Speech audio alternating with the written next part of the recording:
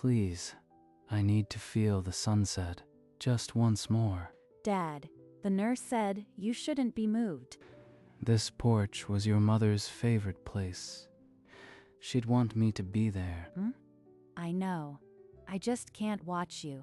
We're not losing him in a hospital bed. Move, Sarah. Michael lifted him, the old man's body feather light, and settled him into the wheelchair. Sarah's hands shook as she spread the wool blanket, tucking it under his thighs. The screen door creaked, and then they were outside. The evening sky was a tapestry of amber and rose, and Samuel's sunken eyes caught the light, glistening. His lips parted in a silent prayer. There it is, just as I remembered. He's so cold, Michael. His hand is ice. We should take him back. The sun slipped behind the trees, and an unearthly stillness settled over the porch. Sarah buried her face in Michael's shoulder, and the old man simply smiled. The stillness shattered as a shadow peeled away from the tree line. A low, fluid shape slipped across the meadow, carrying itself with a quiet, ancient purpose. It was a pregnant bobcat, her sides swollen, tawny fur aglow in the dying light, and she crossed the open grass with a deliberate, unhurried stride. Oh God, Michael, look at her belly. She's pregnant. Nobody move. She's coming right for the porch. The bobcat climbed the porch steps with a grace that silenced even the birds. Her claws clicked lightly on the old wood, and then she was beside the wheelchair. It's all right. Let her come. She knows me. Dad, no, she's wild. Please, you don't know. Shh. She's the last of a long line. Just give us this. The bobcat lowered her head and pressed her brow into Samuel's open palm. A shudder ran through the old man's body, not of fear, but of homecoming. She's crying. I see tears. What is happening? And then, as if it were the most natural thing in the world, the bobcat gathered her heavy body and rose onto the lap of the dying man, curling into the hollow of his blanket. There now. Easy, girl. I've got you. His trembling hand moved to the base of her ear, the same place he'd once soothed a long-ago kitten, and the wild cat pushed into his touch with a broken purr. He said, girl. How does he? He's never seen her before. I don't understand. Look at him.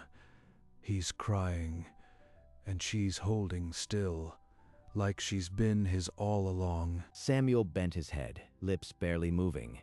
His words too frail to carry across the porch, a secret meant only for the wild heart beating against his chest. Your mama sat just like this, 60 years ago. You've got her eyes. The bobcat answered with a low rumble, pressing her forehead to his chin, and the old man's weeping became silent, a release 60 years overdue. Michael, she's staying. I think she's staying with him until the end. Then we let her stay. Nobody moves. The sun bled into the horizon, and the porch grew still. For 2 hours, the bobcat never stirred, and the family kept their silent vigil behind the wheelchair. his breathing's changing. It's slowing down. The old man's hand, once stroking fur, fell limp against the blanket.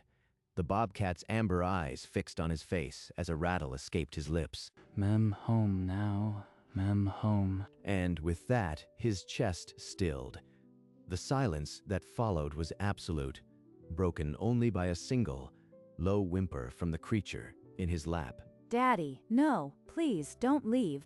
But the bobcat didn't flee. She stood over him like a guardian, only relinquishing her place when Michael gently lifted his father into his arms. Thank you. Thank you for staying with him. The bobcat remained motionless on the porch edge, silhouetted against the dying glow, until the screen door clicked shut. Then she turned and melted into the woods. Who was she? What did Dad keep from us? We have to find out. 3 days after the funeral, Sarah climbed to the attic and pulled down a dust-covered footlocker. This was locked last I knew. He kept the key hidden. Look at this.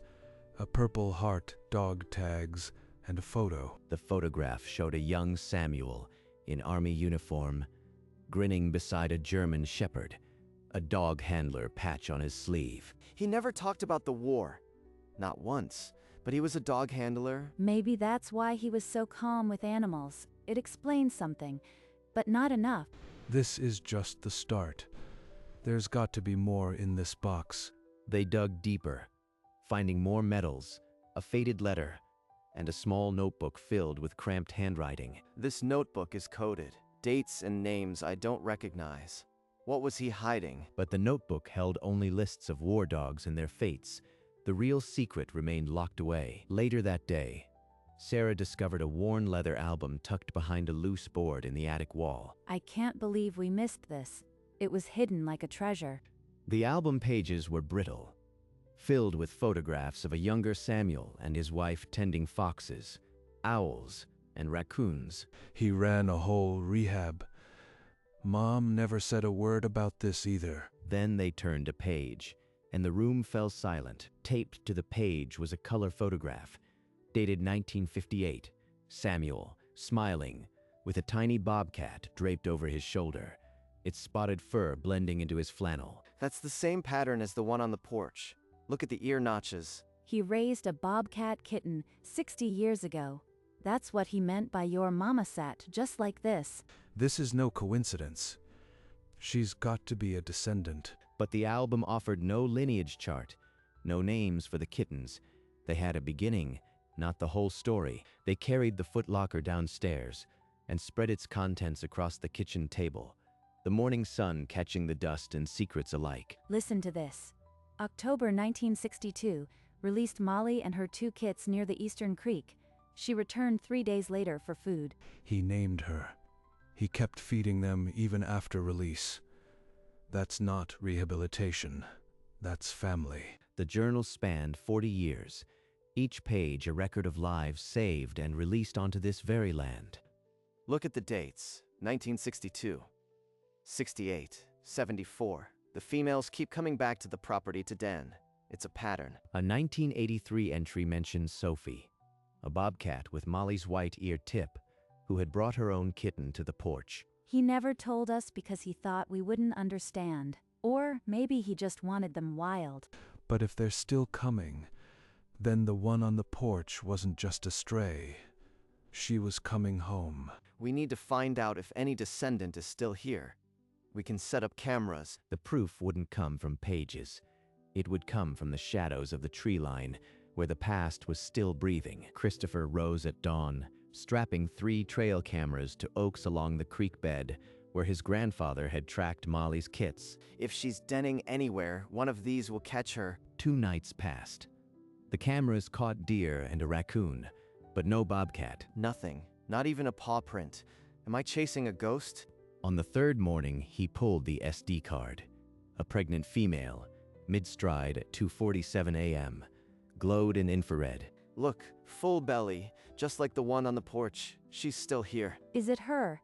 Can you tell? The ear notches match the old photo, but the image is grainy. I need a closer camera.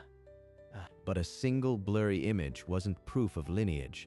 No matter the markings, they needed a portrait. He spent the afternoon repositioning a camera near a hollow log where fresh tracks led. The past was close. 3 nights later, the repositioned camera fired. A crystal-clear infrared shot showed the bobcat facing the lens, her ear notches distinct as a fingerprint. Now we have a portrait. Line it up next to the old photo. He pulled up the scanned 1958 image. The 2 bobcats glowed side by side, one in faded color, the other in ghostly night vision. The notches are identical. Same shape, same placement. That's not chance. We need a biologist.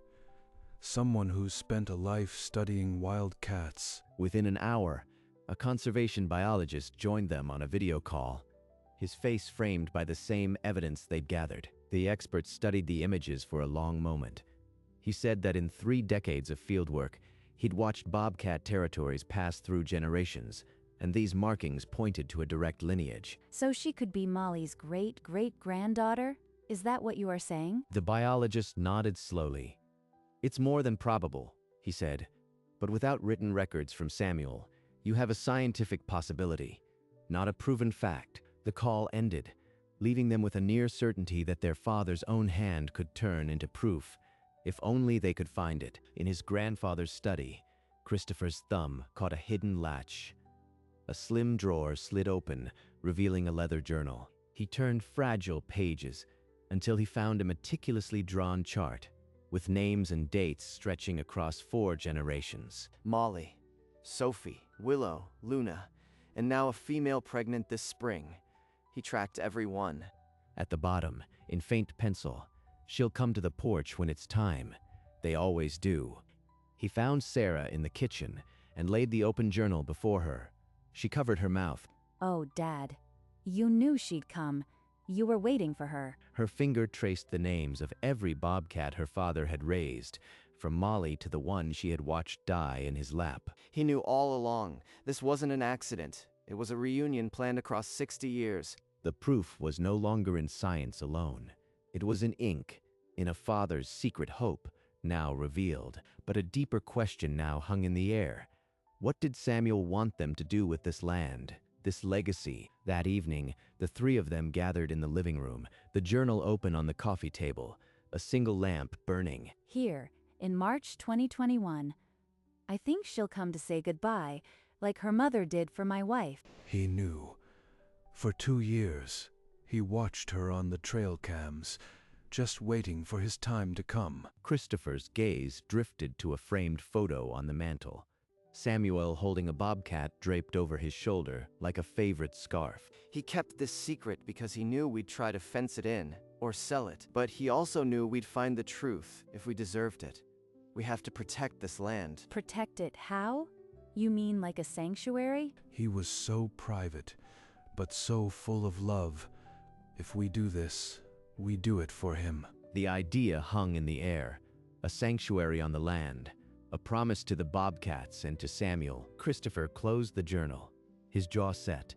The funeral was tomorrow, but tonight they had a mission. The church was small, the casket heavy with a war flag, and the air thick with the scent of wildflowers. When it was time, Christopher rose, his hands trembling against the folded notes he'd carried in his pocket. My grandfather didn't just serve his country. For 60 years, he served this land and its creatures. The bobcat who came to him on the porch wasn't a stranger. She was the great-great-granddaughter of a kitten he raised in 1958. A murmur swept through the pews. Some wept, others leaned forward, wanting to believe. I am making a vow here, before all of you. This farm will become a wildlife sanctuary. No fence, no sale, just a home for every creature my grandfather loved. Sarah covered her mouth, a sob breaking free. Michael put his arm around her, his own eyes glistening. We'll call it the Reeves Wildlife Sanctuary. And every sunset, I'll look for her on the porch. That's my promise. The applause was slow and solemn, like a prayer. Strangers came forward to press his hand, to whisper their support. The promise had been spoken into the world. Now they had to make it real. That same afternoon, the family walked into the back meadow, where Samuel had once strewn grain for wild turkeys. Christopher carried the simple urn. They opened the urn. The wind caught the ashes instantly, lifting them like a silver breath across the wildflowers. He's where he belongs. Under this sky, with the bobcats he loved. And he knew this moment would come. He wrote it down. He was ready. Then, at the tree line, a shape materialized, feline, full-bellied, completely still. The pregnant bobcat. She had come. She's here. She came for the ashes. She knows. She's watching us set him free.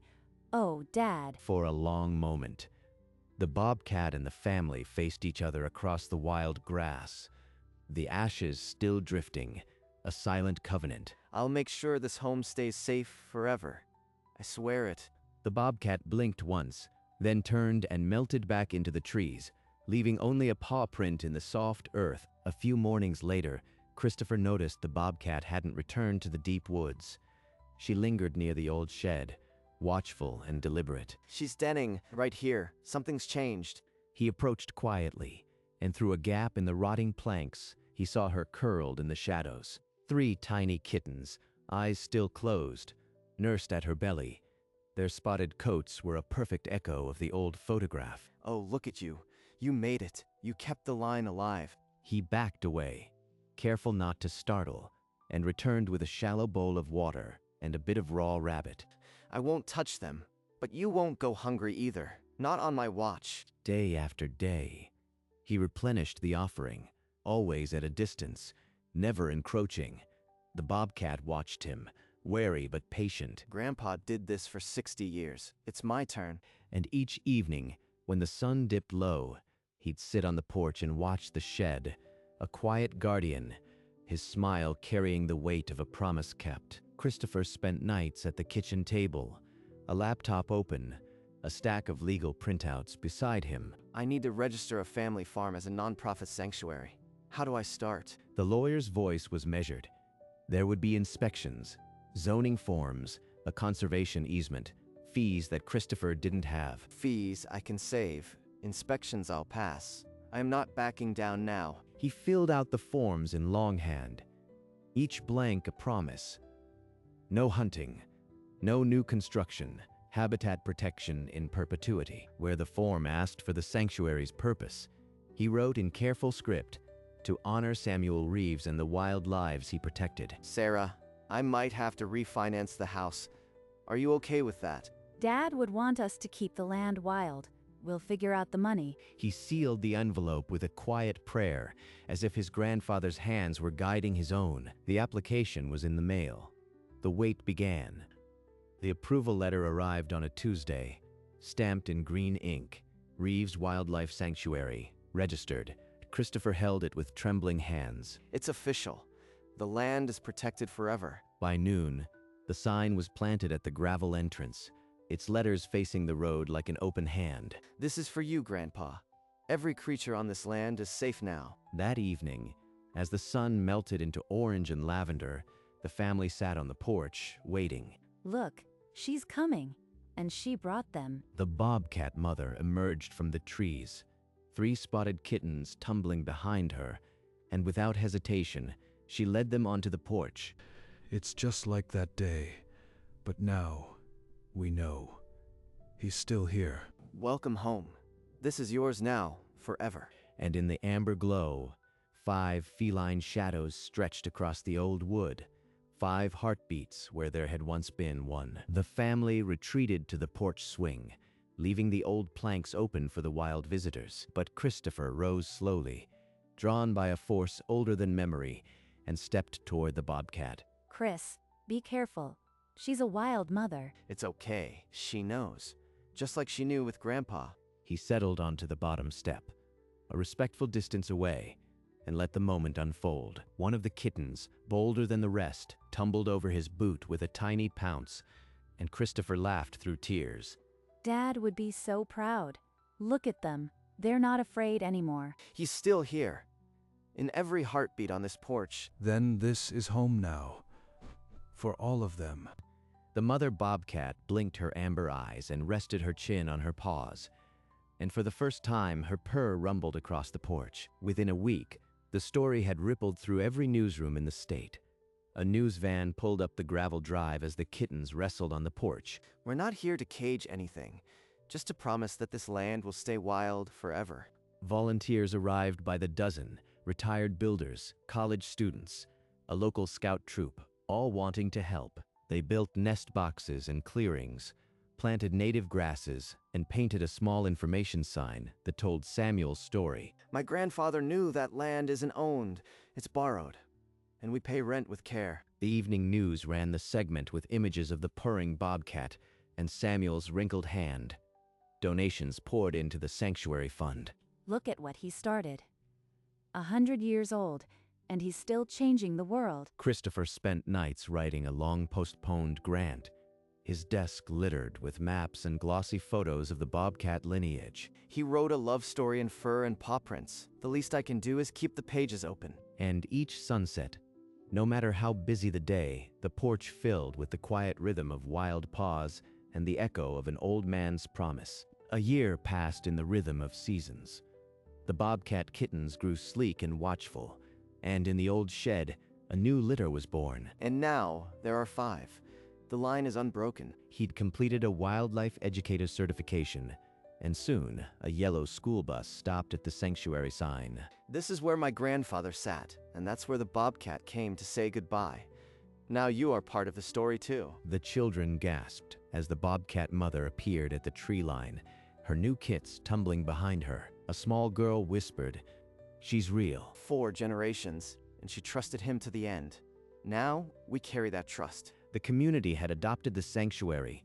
Donations funded a small education center, and local businesses sponsored trail maintenance. He used to say the land would take care of itself. He just forgot to mention it needed a Reeves to watch over it. And in the long golden light, the sanctuary lived, not just as a place but as a promise kept. One evening, Christopher sat alone on the porch steps, the woods still warm from the sun.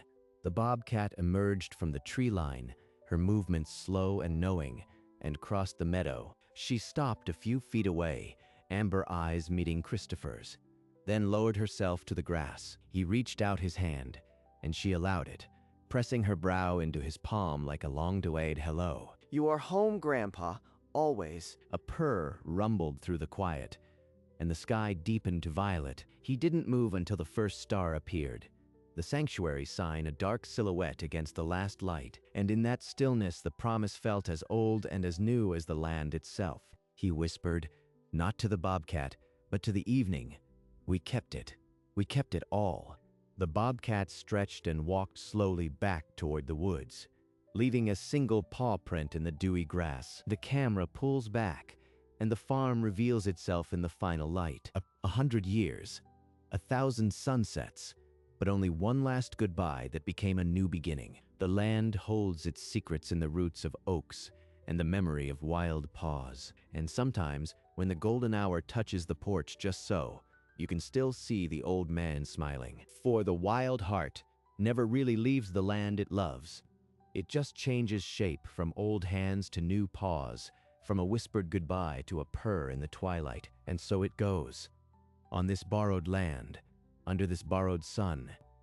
A story that began with a kitten in 1958 and ended with a family who finally learned to see. The Bobcat blinks once, then settles her chin on her paws, and the silence is not an ending. It is a held breath, waiting for the next sunset, the next generation, the next hello. 3 generations of Bobcats gathered on the dusk lawn, their coats dappled in starlight. The sanctuary sign caught the last orange thread of light, its carved letters a silent testament. Kittens tumbled and wrestled, their mother watching from the porch step, patient and eternal.